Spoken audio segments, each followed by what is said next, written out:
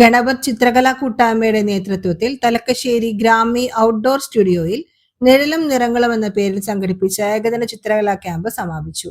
വരകളുടെയും നിറങ്ങളുടെയും സംഗമമായി മാറിയ ക്യാമ്പ് കലാസ്നേഹികൾക്ക് വ്യത്യസ്തമായ അനുഭവമായി.